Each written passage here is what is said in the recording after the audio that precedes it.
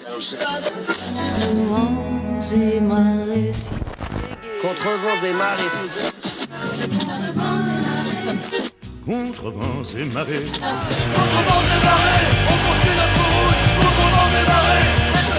de son pied droit.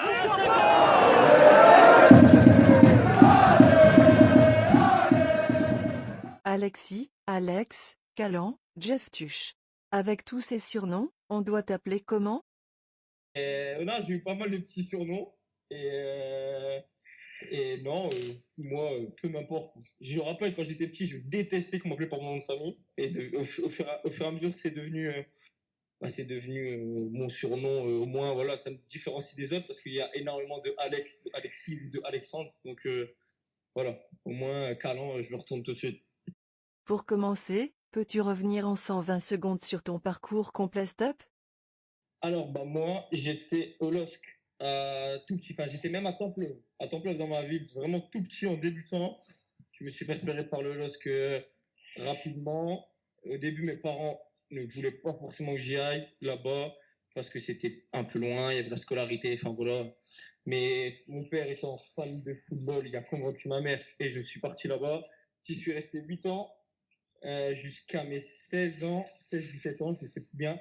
Je suis ensuite parti à Dunkerque, du coup, en 17 nationaux, où voilà, j'ai atterri là-bas parce que Lille recrutait et m'avait dit que j'allais plus trop jouer, que c'était... Enfin, il m'avait pas dit que c'était mieux que je parte, mais il m'avait dit, voilà, tu vas plus trop jouer, j'aurais peut-être pu continuer tout ça, mais même mon père, enfin, c'était plus lui qui me gérait. Et il me disait qu'il comprenait pas, que c'était pas possible. Et du coup, il m'avait aussi conseillé de partir. Donc, voilà, on était parti à Dunkerque, on a fait une très bonne saison à 17 nationaux que je me rappelle et qui est vraiment ma saison où j'ai le plus aimé le foot, je pense, parce qu'on avait un groupe incroyable et on jouait des super équipes, Paris, Lille, Lens, Valenciennes, enfin tous, et c'était vraiment très enrichissant. Après, je suis parti à Arras, une année en 19 NAS. Après, je suis revenu à Dunkerque, du coup en DH. En 2 ans, je pense qu'on est monté en N3, si je ne me trompe pas. Et l'année où on monte en N3, je pense que c'est cette année-là. Je fais une bonne saison et j'intègre le groupe national. Et du coup, la première année en national, j'arrive à faire 10-11 matchs avec Dunkerque. Mais on était vraiment en année dure, où on jouait le maintien, où Claude Robin venait d'arriver en mi-saison aussi. Et j'ai joué quoi, 10-11 matchs parce qu'il y avait beaucoup de blessés aussi. Et au final, on s'est maintenu. Et il y a eu l'année dernière où voilà, on a fait un pétard avec une équipe incroyable, avec qui je garde des relations incroyables encore et qui va m'aider énormément à avancer aussi parce que j'ai appris beaucoup de choses. Justement, pourquoi t'es parti cet été? C'était un choix de ta part? Tu nous racontes ton intersaison en détail? Ça serait chou. Alors, comment c'est passé? Au début, je voulais absolument rester à Dunkerque en Ligue 2. Donc cette situation, c'était en mai, où voilà, on était en vacances, tout ça. Même avant les vacances, où moi je pensais que Claude Robin allait rester. Au final, on a appris que Claude Robin n'allait pas rester. On a appris que Fabien Mercadal arrivait au club aussi. Donc il m'a appelé et tout ça, on a eu une bonne conversation où il m'a dit qu'il comptait sur moi, que voilà, j'allais faire partie du projet. Et donc, on a commencé la prépa, il y a eu énormément de nouvelles recrues. Au début, je vois qu'il y a, voilà, à mon poste, il y a beaucoup de recrues, tout ça. Mais j'ai pas peur parce que je me dis que, voilà, la saison d'avant, j'avais presque autant de joueurs à mon poste. Et je m'en étais sorti avec un temps de jeu, voilà, j'avais gratté des places, j'avais pu jouer plusieurs postes. Donc ça s'était bien passé, que j'allais refaire pareil. Donc la prépa commence, voilà, je m'étais bien préparé avant la Ligue 2 parce qu'il y a eu le Covid. En rappel, je m'étais bien préparé avec un prépa physique et tout, donc j'étais prêt. J'ai fait 2-3 très bonnes premières semaines de préparation. Et là, le coach vient me voir et il me dit que c'est très bien ce que je fais et que le truc c'est que il y a du monde devant, que c'est la première année de Ligue 2 et que voilà, tu vois, il va avoir ça va être dur pour que je joue tout ça. Et au début, je le prends, enfin, au début, voilà, je comprends tout ça. Et il me dit qu'il veut peut-être songer à me prêter. Voilà, donc il me dit ça. Donc les semaines passent, les semaines passent.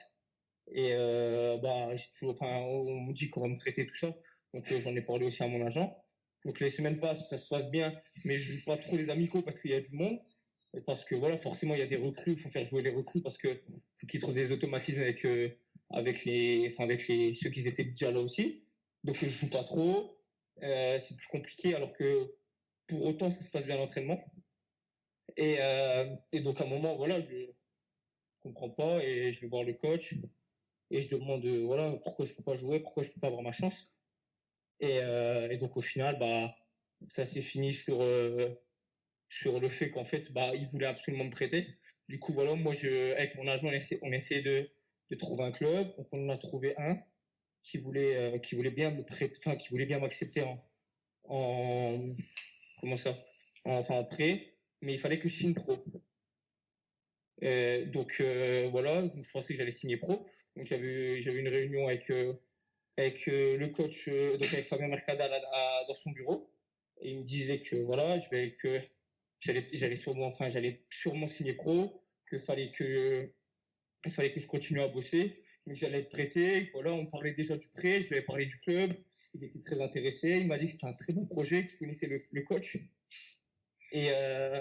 Donc j'étais content, tout ça. Donc je suis sorti de l'entretien en me disant voilà, je vais être prêté, ça va aller. Et au final, je pense que ça c'était début août. Au final, pendant 2 semaines, j'ai plus de nouvelles. J'essaie d'appeler que ce soit Pinji, que ce soit même le coach. Je pense que j'étais parti en réserve parce qu'il y avait trop de monde et voilà, il voulait forcément avec moi, voilà, il m'avait dit qu'ils allaient me prêter, donc j'arrivais en soi plus à rien à l'entraînement.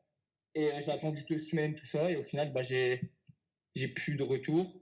Et je suis revenu au bout de 2 semaines en me disant voilà, les coachs, enfin, ils m'ont dit clairement qu'en gros, ils cherchaient des joueurs, donc ils cherchaient un attaquant qui était en l'occurrence Malik Chukwunte, et qu'il fallait qu'ils le signent et qu'ils voient après leur budget pour savoir s'ils pouvaient me passer pro ou pas. Donc, pas de souci, j'ai compris. Voilà, donc ils m'ont expliqué ça. Malik Chukwunte est arrivé, donc je me suis dit que ça allait pouvoir bouger, que j'allais pouvoir signer. Mais malheureusement, le match Boulogne-Dunkerque se passe. Kevin Rocheteau se fait les croisés. Du coup, Dunkerque me disent qu'en gros, ils ont besoin d'un contrat pro en plus qu'ils ne peuvent pas me donner. Et donc, du coup, que voilà, je ne peux plus signer pro. Donc, moi, ma solution, ça a été tout de suite, voilà. Je me suis dit, j'avais l'impression que le coach n'allait pas forcément pouvoir compter sur moi parce qu'après, on n'avait pas. En fait, le truc, c'est que le profil que j'avais en tant qu'air central, il plaisait pas forcément au coach, même si voilà, j'étais bon dans mon registre, mais c'est pas forcément le jeu du coach. Du coup, voilà, il m'a fait comprendre qu'en gros, c'était très bien ce que je faisais, mais que c'était pas forcément le profil qu'il attendait. Et de toute façon, on le voit avec son recrutement qu'il a fait venir. Et du coup, voilà, ils m'ont fait comprendre que ça va être dur, que à la réserve, ce serait pas ouf. Et que pour ma continuation, c'était beaucoup mieux que je m'en aille et que je trouve un autre projet. Donc, je l'ai pris mal à la fois parce qu'ils me l'ont dit tard au final, mais après, il y a eu des circonstances qui font qu'ils n'ont peut-être pas pu me le dire plus tôt parce que ça a été voilà, un blessé de dernière minute. Mais voilà, donc au final, j'ai trouvé un club, je crois que c'était le 28 ou 29 août, à la dernière seconde, parce que les transferts internationaux c'était fini et j'ai dû trouver en Belgique parce que les nationales et les N2, enfin les N2, je sais même plus si on a cherché, mais je sais que les nationales c'était bloqué, il y avait tous les effectifs bloqués, et alors que je suis persuadé que avec la saison qu'on avait fait, avec voilà le temps de jeu que j'avais eu, j'aurais pu trouver une nationale, facilement, je sais pas, mais j'aurais pu trouver un bon projet en national, je pense, si je l'avais su avant. Mais donc, du coup, voilà, j'ai dû aller me retrouver un autre projet, j'ai trouvé que la Belgique. Et donc voilà, au final, j'en veux pas forcément à Dunkerque parce que c'est C'est le jeu. Moi, je me suis donné à fond. Eux, ils ont pensé que. Et au final, voilà, on voit que maintenant, à Tombano, ça a plus le profil que aime le coach. Donc, forcément, lui, il lui redonne leur chance. Mais voilà, je vais pas regretter ma décision. On peut tous regretter en mode voilà, il y a eu le Covid, t'aurais dû rester. Parce que j'ai eu plein de messages comme ça de mes copains un peu partout qui me disaient oh putain, t'as vu à Dunkerque, il y a des jeunes qui jouent, t'aurais pu jouer. Oui, mais voilà, moi je suis grand, faut que je prenne des décisions, faut que j'avance. Parce que là, s'il n'y avait pas de Covid, peut-être j'aurais fait mon année en réserve. Voilà, j'aurais pas avancé, c'était pareil, j'aurais fait une année blanche. Donc je commençais à m'entraîner en réserve. Je sentais que m'entraîner en réserve, j'en pouvais plus parce que j'avais déjà assez fait. Et du coup, passer d'une année en national où on est monté en Ligue 2 et l'année d'après s'entraîner en réserve, je pouvais pas. Mentalement, c'était vraiment trop dur. Et du coup, je me suis dit, voilà, faut que je trouve un projet. Et donc, c'est parti à la Louvière. Waouh, c'était long mais complet. On imagine que cette période de flou a dû être compliquée à vivre? Je bombardais mon agent d'appel parce que voilà, fallait qu'on trouve un projet. Je savais pas où j'allais. J'avais fait le stage parce qu'on avait fait un stage avec l'équipe qui s'était très bien déroulé. Et après le stage, on m'avait envoyé en réserve parce que voilà, parce qu'il y avait des matchs de prépa et qu'ils voulaient que je joue quand même. Alors vu que je jouais pas avec la Ligue 2, et forcément, bah ça m'avait tué. Et voilà, j'avais absolument après ça, j'avais voulu partir absolument.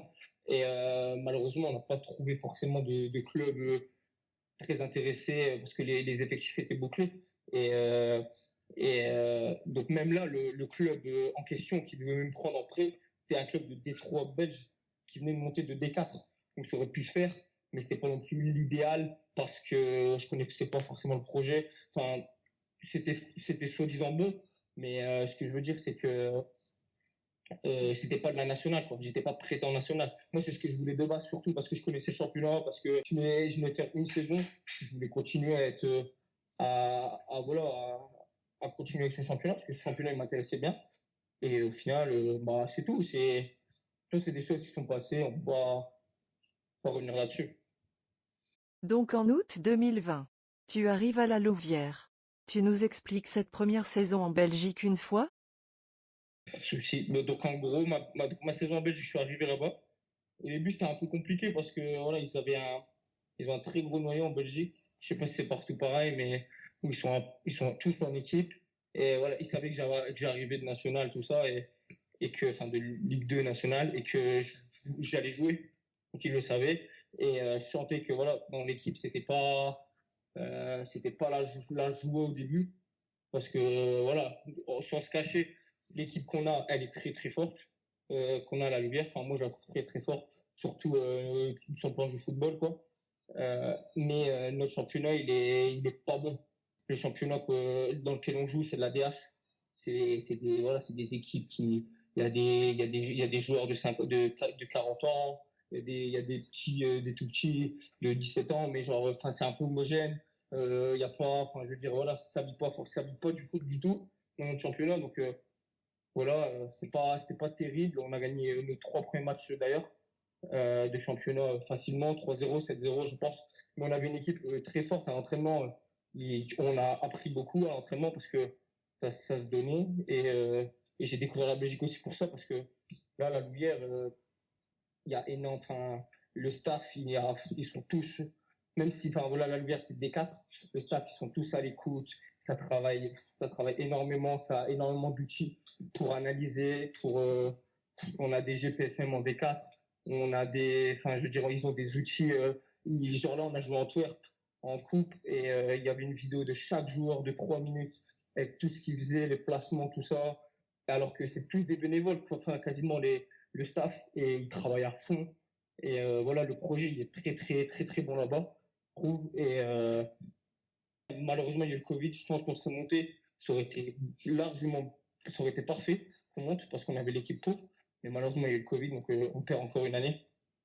Mais voilà, sinon, c'était une très bonne année au final, très enrichissante parce que j'ai quand même, malgré le Covid, j'ai quand même appris beaucoup de choses parce qu'ils ont voulu me faire jouer à gauche, en centrale gauche, un poste que j'avais pas trop joué.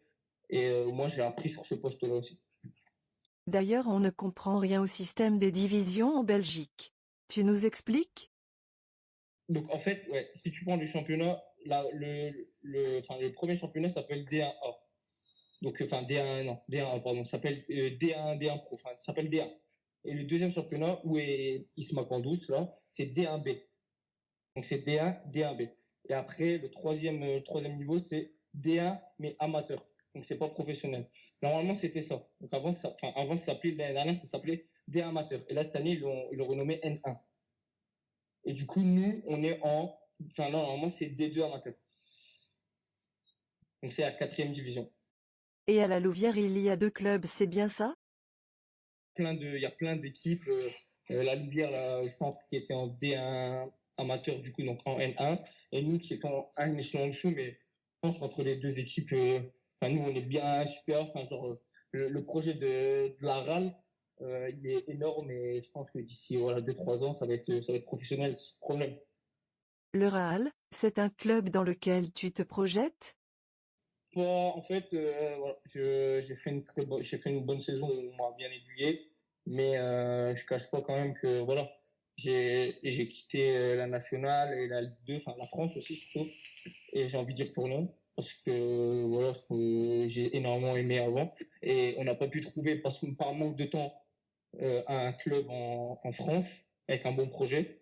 Donc on a visé la Belgique qui a très bien marché, mais j'aimerais retourner en France en N1 ou en N2 sans problème. Donc voilà, après un projet en N1 serait parfait.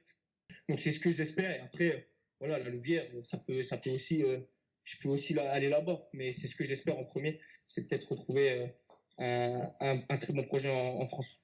Pour en revenir à Dunkerque, comment as-tu vécu le changement de coach après l'euphorie de la montée? Bah moi, voilà, je pense qu'on est comme tout le monde, on l'a pas forcément compris parce que voilà, enfin, attention, on sait pas ce qui s'est passé. Moi, je peux pas savoir vraiment, je sais pas du tout. Euh, le coach était très discret sur ça, donc je pense qu'on fera jamais, ou peut-être qu'un jour il se dévoilera. Mais en tout cas, les joueurs, on sait pas grand-chose.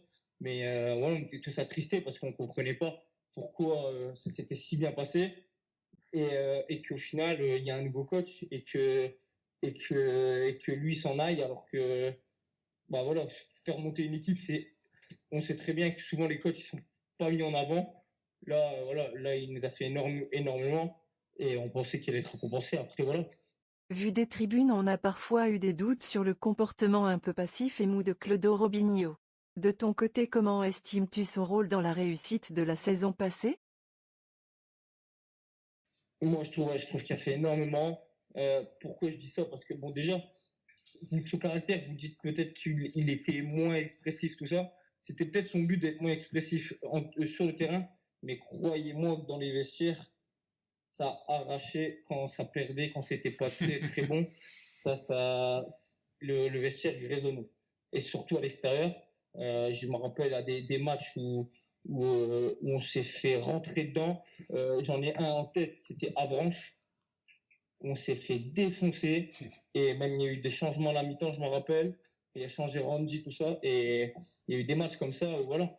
Il y en a quand même eu. Et je me rappelle aussi de l'année où on a failli descendre et qu'au final on est resté, où ça chauffait énormément. Et il se laissait. Et voilà, il restait pas du tout calme.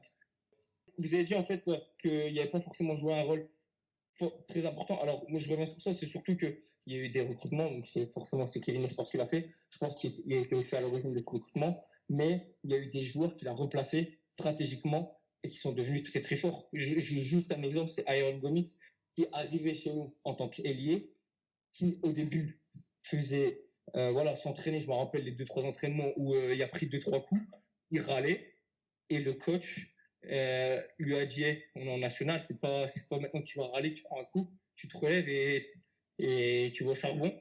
Au début, je pense qu'Aaron y a compris. Il l'a mis en 6, je me rappelle, contre Chambly, un match en 6. Je sais même pas s'il l'a mis en 6 parce qu'il voulait le mettre en 6 ou juste parce qu'il voulait le montrer. Tiens, on joue Chambly, tu vas voir comment tu vas prendre des coups. Et au final, il a fait le meilleur match de sa vie en 6 contre Chambly et il a pu bouger toute l'année. Et il a été incroyable et il a pu râler sur un seul coup. Alors que son poste, normalement, je pense que c'était quand même ailier quand il jouait à Amiens. Parce que moi, je le connaissais aussi. On avait joué contre lui en réserve, mais il jouait ailier. Il jouait jamais 6 ou 8 en tout cas. Parce que là, il joue plus 8. Mais je pense que ça a été une révélation aussi là. Et il nous a fait du bien énormément. Et après, non, il y a eu certains joueurs, c'est vrai que le groupe, il était incroyable. C'est plus peut-être même le recrutement qui a été très très bon et du coup, le groupe a fait que ça a marché.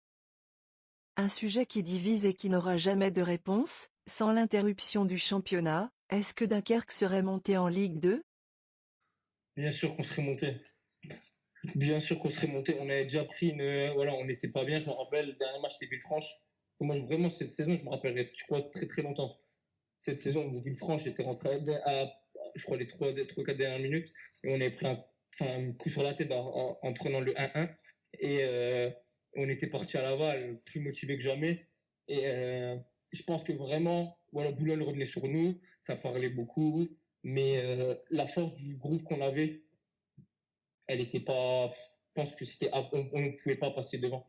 Je pense que peut-être que Boulogne serait passé devant nous sur un match, mais nous on aurait compris, on aurait dit les gars, on remet un peu de gaz, c'est reparti et voilà quoi. Parce que je sais pas ce qui s'était passé, je me rappelle même plus on avait pris, on est contre Bourg, on avait fait un match où on avait pris pas mal de buts, tout ça. Mais je pense que quoi qu'il arrive, l'équipe elle était soudée depuis le début et un groupe il y aurait jamais changé vu ce qu'on avait fait. C'est pas comme si le groupe il était bof et que voilà, il y a eu des victoires au début. Parce que souvent on dit ça. Il y a des victoires au début, du coup ça forme un groupe. Mais dès qu'il y a des défaites, hop, ça s'engueule et le groupe il se dissout. Non, nous quand on perdait, ça se râlait dessus, mais ça s'encourageait, ça comprenait. La personne qui criait oh mais lui il me dit ça, mais lui il fait ça. Ça arrive dans beaucoup de clubs où les gens ils n'arrivent pas à mettre leur fierté de côté et comprendre leurs erreurs. Bah nous ça faisait pas ça du tout dans le vestiaire. Les cadres, ils parlaient, Ludo Gamboa, même si ça jouait pas, c'était remplaçant, ça parlait, ça donnait des conseils. Même Jim, il a joué beaucoup de matchs, mais je me rappelle des matchs comme Villefranche à l'aller, où il n'avait pas joué, mais il comprenait qu'il n'avait pas joué parce que c'était pas un style de match pour lui, vu que le terrain était défoncé. C'est que des matchs comme ça où je me rappelle, ça râlait pas, même si c'était remplaçant. Que Hakim Biala, qui n'avait quasiment pas joué de l'année, il râlait pas, il était là, il bossait dès qu'il rentrait, il envoyait du lourd. Et ça, c'est pas envisageable. Je pense que moi personnellement, même si ça revenait, je pense pas du tout qu'on serait passé à côté de cette montée. Maintenant que tu n'es plus à Dunkerque, raconte-nous une anecdote que tu n'aurais pas pu dévoiler quand tu étais au club. C'est le moment de balancer du sale, frère. Alors, je réfléchis. Hein. Oh là là, après, l'anecdote que je pourrais avoir, est-ce que ce serait une anecdote drôle? Bah déjà, j'en ai peut-être une déjà de l'année dernière où le match contre Laval, on l'a pas joué, mais croyez-moi, on l'a joué à l'hôtel. On l'a joué tous à l'hôtel. On avait un groupe où on a fêté la fin de la saison et comme on tout commande pas, c'était une soirée incroyable. Voilà, c'est parti en shot, c'est parti n'importe comment. Voilà, chacun régalait sa tournée et je me rappellerai tout le temps. Enfin, j'ai des snaps encore de folie. Mais bon, je sais même pas si c'est forcément un dossier parce que je pense que ça a même été dit ça. Je sais pas si vous le savez vous, mais la soirée de Laval était incroyable et le retour en bus le lendemain était incroyable. Après, non, en vrai, j'ai pas d'anecdote. Si, j'en ai peut-être une. L'année où on paye descendre, je me rappelle, on était à Tribu, on jouait contre Bourg, et genre c'était un match crucial. Je pense qu'on sortait d'un derby où on avait gagné. Donc il me semble. Donc c'était, je pense qu'il y a 2 ans quasiment pile, parce que j'ai eu le snap dans ma story du match contre Boulogne où on gagne là-bas le jour de l'anniversaire de Mich. Ça, je me rappelle.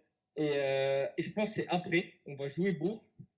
Et on était motivés, donc bref, on arrive sur le terrain et je pense qu'on prend 3-0 en première mi-temps, plus carton rouge, je pense, Baba il prend rouge. Et du coup, on a souffert toute la deuxième mi-temps. Et moi, j'avais pas joué ce match, mais j'avais parlé avec les joueurs de notre équipe et ils me disaient, ça regardait le chrono toutes les 2 minutes. Tu perds 3-0 à domicile, tu vois les supporters qui s'en vont du stade ou qui crient. Tu regardes le coach, il est dépité, tu regardes même tes copains, tu dis 3-0 et genre on prenait une leçon. C'est pas 3-0, tu essaies de revenir, tu as le ballon, c'est 3-0, tu souffres. Et je me rappelle ce match, à la fin de ce match, même vous les supporters, ça a insulté de tous les côtés. Et même le staff, ils sont rentrés, que ce soit, je sais plus c'était qui, mais Edwin, le prez, tout le monde, ils sont rentrés à la fin de ce match et on s'est pris une soufflante comme j'ai jamais vu. On avait une armoire à chaussures, on avait on avait une armoire à chaussures, on avait qu'on appelle ça, pour mettre la compo, bref, c'était un petit tableau, c'est ça. Puis Edwin Pinji, il a tout envoyé en l'air, mais vraiment tout. L'armoire à chaussures, elle était géante, il y avait toutes les chaussures dedans, elle a été déplacée, mais j'ai jamais vu ça. Je pensais même pas qu'elle pouvait être déplacée un jour. Il a mis toute sa force, et je me rappelle de ce match. Après ce match-là, croyez-moi que cette souffrance, je pense qu'elle nous a fait du bien et qu'elle nous a fait sortir de tout et on a réussi à se maintenir. Et ça, c'est pas pour rien parce qu'on s'est pris une soufflante incroyable. Le président, je pense qu'il nous a plus parlé calmement après la réaction d'Edwin, parce que c'est Edwin qui avait été méga énervé. Et je me rappelle qu'il était énervé pourquoi? Par les propos que les supporters avaient eu contre lui. Et il comprenait pas. Et en gros, on avait pris du coup un peu à cause de lui, parce que voilà, c'était à cause de nous, parce qu'on avait pris 4-0. Et du coup, les supporters l'avaient plus ou moins insulté.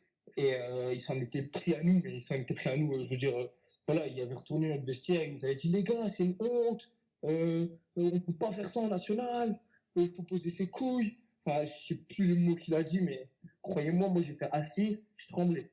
En Belgique, tu as rejoint Candous, un ancien Dunkerquois. On suppose que tu as encore des contacts avec lui? Est-ce également le cas avec tes autres anciens partenaires? Non, mais moi, Isma, voilà, depuis 17 nationaux, on est ensemble et on s'est pas quitté. Parce qu'on a même été à Arras ensemble, on est même revenu à Dunkerque ensemble. Donc lui, voilà, c'est depuis très longtemps, voilà, c'est le sang, comme on dit. Et sinon, les autres, forcément, j'ai gardé des contacts. Moi, j'ai gardé des contacts certains avec avec genre Mehdi, Ivan, enfin non, Mehdi, Abdel, tout ça, où on avait un petit groupe il y a 2 ans surtout, avant qu'il parte au Restart Mehdi, où voilà, on s'entendait très bien. Donc c'est des contacts où je les sur Snap, on peut parler de temps en temps. Mais je veux dire, sinon après les gens de Dunkerque comme Bosca, comme Axel, comme Marc-Antoine, comme Thibaut, Demba, Randy. Voilà, c'est cette année-là, on l'a pas oublié, hein, que ce soit, enfin même, j'ai encore même décontacté vraiment quasiment tout le monde, soit l'Everton Iron, que je parle encore à Amiens, que je suis en train de lui essayer de lui gratter un maillot qu'il veut pas m'envoyer, mais plein de trucs comme ça où je parle encore avec eux, il n'y a pas de problème. Et cette année, je pense que même je pourrais vraiment parler avec tout le monde. Que penses-tu de la saison actuelle de l'U.S.L.D? Penses-tu que l'on va se maintenir? Alors, non, mais la façon de jouer, elle est voilà, complètement différente de l'année dernière. Mais après, c'est un autre championnat. C'est une autre position qu'a le club par rapport à la position qu'on avait en national. Parce que voilà, je pense qu'en national, on avait un effectif quand même l'un des meilleurs, sans, sans mentir. L'année où on est monté, je pense que voilà, on a un effectif fourni. Là, je pense que tu as le même effectif t'as les mêmes sous que Chambly. Donc, l'effectif, tu peux pas avoir un super gros effectif. Donc, je pense que tu peux pas jouer comme nous, on a joué. En Ligue 2, sachant que les équipes, voilà, il y en a qui sont confirmés en Ligue 2 c'est carré, quoi. Et donc, après, avec le nouveau coach, voilà, le style a changé. Au début, je pense que ça marchait très bien. Là, ça va un peu moins bien depuis un mois, je pense, c'est ça, un mois, 2 mois. Et donc, je pense que la sauce, elle va finir par tourner. Il n'y a pas de problème parce que le groupe, il est très, très bon. Moi, je suis parti, c'est vrai que ça, je ne l'ai pas forcément dit, mais je suis parti. J'étais énormément attaché à certains joueurs que même je venais de rencontrer. Que ce soit Aruna, que ce soit Billy, avec qui je m'entendais très, très bien. Que ce soit même Ilan, tous les nouveaux, même AD, tout ça, je leur parlais tous et ils ont un très, très bon groupe. Ça s'embrouille pas du tout. C'est franchement, moi, je pense que le groupe, c'est une force. Et cette année, ça peut aussi les sauver. Et moi, personnellement, je pense qu'ils vont se sauver sans problème parce que, encore une fois, la force du groupe, elle peut faire beaucoup. Là, on voit des Dimos et des Bosco qui jouent pas beaucoup. Moi, je suis sûr que fin d'année, ils ont l'expérience de sauver un Dunkerque encore par rapport à ce qu'ils ont fait l'année dernière aussi. Et donc voilà, moi, je me fais pas de bile pour eux. Il n'y a pas de problème. Mais comme je le dis, le groupe, il prime. Et là, il n'y a aucun problème dans le groupe. Donc, je pense, enfin, après, moi, là, je vis ça de stade maintenant. Peut-être ça a changé. Mais moi, quand j'y étais, en tout cas, c'était incroyable le groupe, comment il était. Genre, limite, moi, je partais. Juste, ça me saoulait de partir vu le groupe parce que tout le monde s'entendait bien. Moi, je m'entendais bien avec tout le monde en plus. Alors que je ne jouais pas forcément. Parce que des fois, c'est les titulaires qui s'entendent bien ensemble. Les remplaçants, ça les met de côté. Moi, je jouais même pas et je m'entendais bien avec tout le monde. Donc, ça, je pense, c'est la force des groupes. Une dernière question très pointue, c'est quoi le plus impressionnant entre la technique de Katkeo et les cuisses d'Aruna? Ah, les cuisses d'Aruna, quand même. Les cuisses d'Aruna, il y en a pas un qui n'a pas choqué. Hein. Quand il y a la muscu ou quand il met son short, quand il s'étire, tout le monde en rigole. Et lui, limite, il est gêné. Il n'aime pas ça. C'est bien drôle. Mais c'est vrai que la technique de Billy, c'est très fort aussi. Hein. C'est fini, merci beaucoup pour tes réponses et ta disponibilité le sang. Pour conclure, quelques mots pour les supporters? J'ai même pas quelques mots à vous dire, j'ai surtout un grand mot, c'est un grand merci parce que franchement vous avez été là du début à la fin. Ça a été une année fabuleuse et que ce soit sur le terrain et en dehors parce que on a senti voilà, que tous les supporters ils kiffaient comment on jouait, et, voilà, le style de jeu qu'on avait que ça, voilà, c'est, même quand on allait au VIP à la fin du match, tout le monde était fier. Et vous, l'ambiance que vous avez mis, que ce soit des tifos, les chants, c'était parfait. Il y a des matchs, je me rappelle, comme Pau, où voilà, on arrive juste après la mi-temps à marquer 2 buts consécutifs. Mais c'est des matchs comme ça où voilà, vous nous avez beaucoup aidé. Vous avez été un super 12e homme. Et il n'y a pas beaucoup de clubs en national qui ont un 12e homme comme vous. Et donc franchement, non, à tous les supporters de Dunkerque, je tiens à vous féliciter et surtout à vous remercier. Parce qu'elle est aussi pour vous, cette montée. C'est aussi grâce à vous. Donc voilà, un grand merci. Et je tiens aussi à remercier le club de Dunkerque. Voilà, qui m'a fait passer des paliers depuis que je suis parti du LOSC, que j'ai atterri là-bas, ils m'ont formé, que ce soit en 17 ans avec Fred Bazir, puis après en 19 ans avec Jean-Charles Delgrange. Et ensuite, j'ai découvert voilà, le foot de haut niveau en national avec plusieurs coachs. Et franchement, même l'année dernière, avec la préparation qu'on a fait en Ligue 2 avec Fabien Mercadal, ça m'a beaucoup aidé. J'ai passé plusieurs paliers et ça m'a fait grandir. Donc franchement, un grand merci au club de m'avoir fait confiance. Et je sais que c'était pas facile non plus parce que voilà, j'étais un jeune. La première année que je fais en national, c'est l'année où on a failli descendre. J'ai eu quand même du temps de jeu, on m'a fait confiance. Donc voilà, je sais que c'est pas facile. Mais voilà, je tiens à vous remercier. Je suis un peu déçu de comment ça s'est terminé quand même. Mais bon, je suis pas rancunier. Je retiens que le bon. Et un grand merci en tout cas. J'espère que le maintien va être acquis et que voilà, il y aura des belles perspectives d'avenir pour le club.